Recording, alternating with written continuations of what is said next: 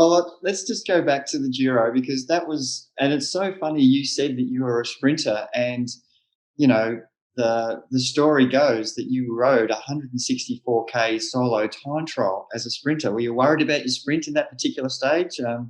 What was the thought process? And I know the characters of the bunches in those eras were, for example, Cipollini, and he was a big character in the bunch, still is a big character. And I read the story that Cycling Tips had done on that particular stage. It was a fantastic read. I'd love you to tell our listeners how you won that stage, and how Cipollini was kind of putting scaring the living daylights out of you. Yeah. I mean, how long we got? We got about an hour and a half. Okay. Go for it. Yeah. No. I mean, I'll try and shorten it, but it was at the start of the day. You're right. I was a sprinter, but I wasn't a pure sprinter. I was more a guy that could win in a group of 20 riders or 10 riders, stuff like that. I'd always finish top 10 in a bunch sprint, but I couldn't nail the big ones. So day 7, I woke up feeling fantastic. I bounced out of bed and just went, this is it. And I'd always said to myself, I sort of knew by then in my career that I wasn't going to win multiple times in a season. I was going to have opportunities. And when those opportunities come, like any sports athlete, when you wake up and you're bouncing out of bed, you have to grab it with both hands, So I decided to go on the attack. I told my director of sport but I was hoping that 10 or 15 guys would come with me. Yep. No one came with me. I jumped up the road. I was hearing them abuse me as I was attacking, because they decided to ride piano, which in Italian means easy. And the Italian teams really did rule the race then.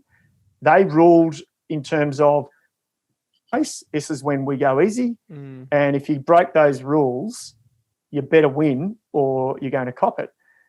And so I've attacked after 17 kilometres, and so I'm hearing the abuse behind. And the story goes from one of my Italian teammates.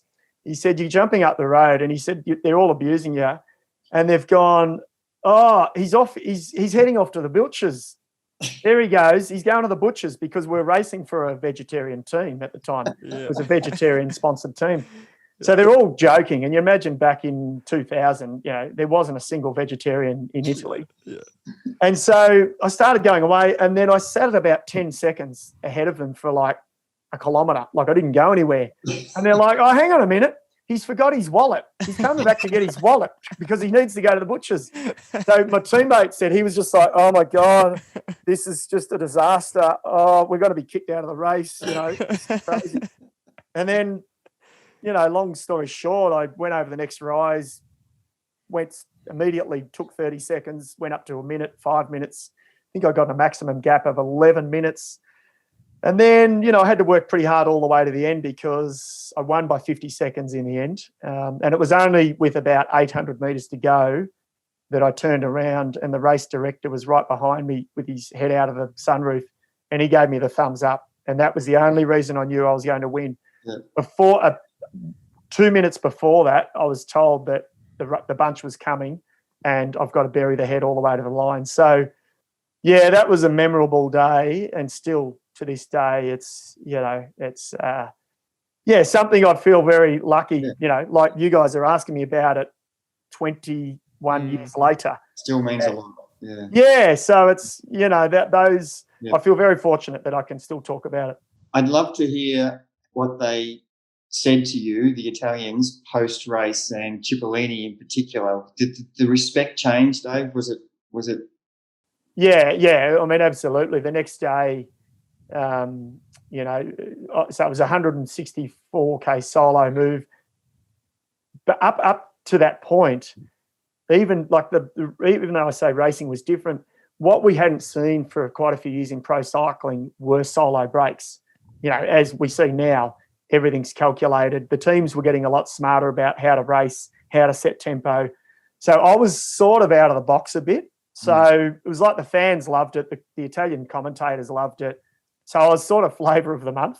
This poor little vegetarian kid, he's won a stage, he's won it solo. This is great. So it was a good news story. Yeah. So in a way, winning solo the way I did probably gave me more publicity than if I'd won a bunch sprint. Yes. It's quite ironic, really. Winning a bunch sprint would have meant that I was potentially going to win more stages. Yes. But winning the solo one has lived on for years because of that. And so the next day, now I had a bunch of Italians who I didn't know from Italian teams coming up to me, patting me on the back, and Cipollini was one of those. Wow. And it's like Chippo was like my new mate then. It was sort of weird. He was like really friendly to me for the rest of the tour, and he'd call me by my name. Bizarre. So, and do you have a relationship with Cipollini when you see him around the traps now? Look, I don't see much. I saw him at the tour. Quite a few years ago now, probably 5-6 years ago, and he came to the stage finish, and I saw him, so I went straight up to him, really with my work head on, because I thought, he'll be a great interview. And in our racing careers, I don't think he spoke any English at all. And my Italian's okay. It's got a bit patchy these days, but so I went up to him and spoke to him in Italian, introduced myself and said, I don't know if you remember me. I raced against you. And he goes, yeah, I remember. Then he started speaking back to me in English. So it's amazing how Europe has changed so much, and the sport of cycling now, English is becoming, it is. It's absolutely the second language in any of these countries now, whereas 20 years ago, if you didn't speak Italian, well, don't speak, or if you don't speak Spanish, forget it. So he was cool. It's an amazing story. There's a point of the story that I want you to touch on, because when I was reading this, I got goosebumps. There's a point where you said, I think maybe 15 or 20 K to go. You'd been away for the whole day, for over 120 kilometers so far, 130. They were clawing you back, and they were coming pretty fast. And I think your director came out to the side of the window and said, this is your chance. And you said that was quite a memorable moment. So talk us through that moment and then the last 20K, and because I got goosebumps kind of reading about it. So it was. So my director in the car was a former pro, so he obviously knew his stuff, but all day it wasn't like he backed me in. He was actually probably being realistic, and so all day he wasn't talking to me about potentially winning the stage. He'd talk to me and say, "Hey, you can win this sprint. Keep going. You're going to win, the intermediate sprint." And then there was the Giro sprint, which was a fairly big sort of category at the Giro d'Italia back then. It was like a jersey. It was like a race within a race. So they had a finish line at the halfway mark of every stage. So all day he had not talked about me potentially winning the stage. And it was sort of annoying me because I was like, mate, I'm not out here for the TV time. I'm killing myself. I'm not, as much as I'm a bit of a team player, I didn't plan on doing this just for TV time. And so finally, as you say, at about 20 kilometres to go, he came up and he's like, mate, the guy that's chasing you has exploded. He's gone from a minute to 2 minutes. This is what dreams are made of. Go for it. And so suddenly at that point, I've got this ex-pro who's backing me in and saying I can win the stage, when I'd sort of always had sort of probably more hope that I could win. Certainly probably not belief, really. I didn't know, but suddenly I've got my own director getting the intel from Race Radio, and he's going, my God, he can win this. So that just gave me a real, sort of firecracker. And, to this day, I can tell you 100% without a doubt, it's the most I've turned myself inside out in a whole stage, because I think I averaged just shy of 40 kilometres an hour for 185 Ks. And imagine the bikes were on back then. They were good bikes, but nothing like the aerodynamics that you get now. And I think we had a 7-kilometre climb and a 4-kilometre climb on the stage, classified as a flat stage for the Giro.